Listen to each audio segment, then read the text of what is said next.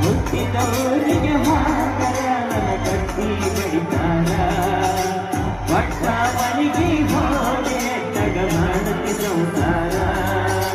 ನಿನ್ನ ಸಲುವಾಗಿ ತಂದೆ ತಾಯಿಯಿಂದಾಗಿ ನಿನ್ನ ಸಲುವಾಗಿ